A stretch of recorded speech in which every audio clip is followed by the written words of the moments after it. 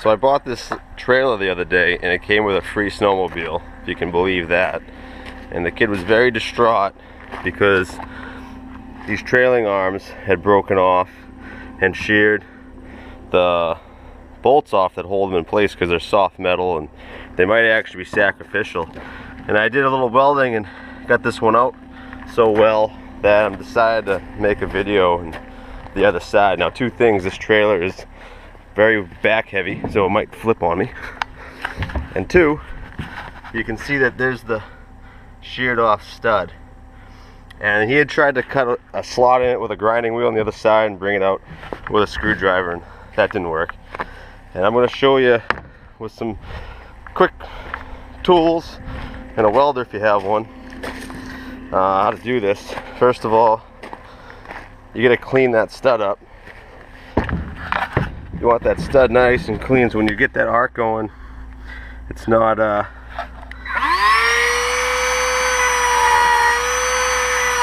to weld through that rust.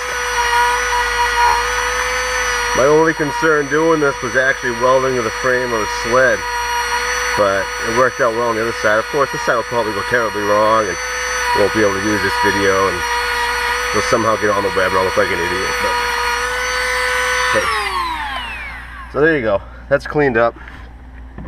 And I'm going to put the camera down, then I'll talk you through the rest. So I didn't want to be that guy that all of a sudden's rolling down the hill. I've been that guy hanging out of my Jeep Wrangler with my foot in the brake before from the passenger seat, and it sucked. So I went ahead and hooked the trailer up to the truck and get down to business. Now you can see what I got here. I've got my cordless Milwaukee M12 Dremel tool, whatever you want to call it. That was for cleaning up. We're not going to use that again. I got the wrench that fits the nut I'm welding on there. Trusty Leatherman. Gloves, helmet, and I'm using a little Lincoln Pro Mig 140. It's an awesome machine, awesome all-around machine. And if you're thinking about buying one, a welder, definitely a 110 wire feeder will do 80% of what the average person needs to do. And okay, so there was the key thing I was missing when the trailer tipped just a minute ago. That went flying, and we're not going to do anything without that. So yeah, you should be able to see what's going on here. And I know I don't have a welding jacket on and all that. I'm only going to be welding for a minute, and I'm not too worried about it. And you always want to cut your wire off. They teach you this in shop class to cut your wire off, and everyone's like, oh, you don't need to do that. And most of the time you don't. But when you're trying to get the weld to start immediately, and I don't want it balling up in there and becoming a mess, you want to cut that wire every time. So we got that cleaned up. We got our wire cut nice and sharp, so we should get an immediate arc. And that's it. Just gonna hold this guy on here. Okay, back again. Just ground off that little weld I had on there. I screwed up the first time, not being lined up. And this is why you should probably use a jig to hold the nut in place, not your Leatherman. But we're going to try this again.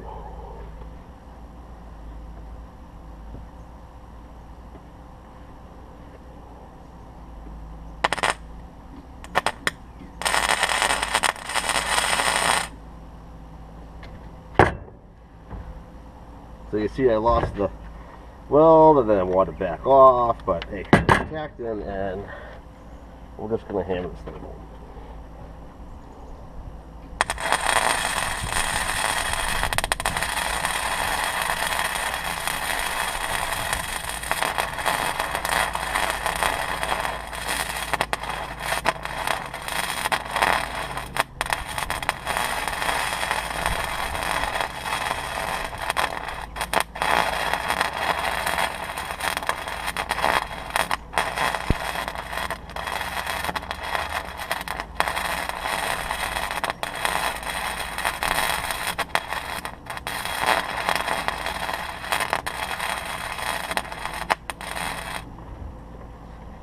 Okay, so that thing's cooking, and this side didn't light on fire, which is good. The other side lit on fire.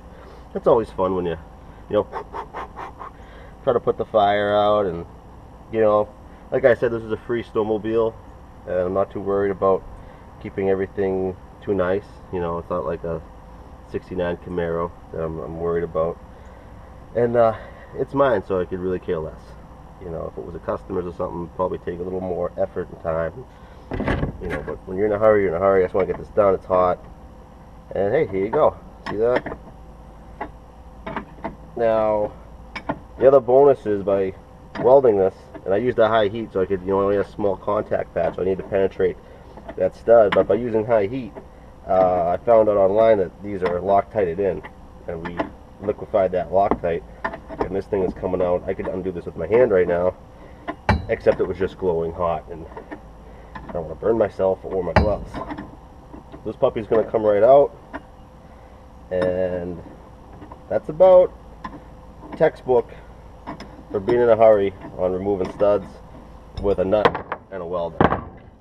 And what you get is something that looks like a bolt that you could go ahead and use on something else. So, you know, something I'd throw out there. If you ever need help doing it, let me know. And it's always a great option rather than trying to use an easy out and breaking that off there, or breaking a drill bit, trying to find left-hand drill bits without ornaments.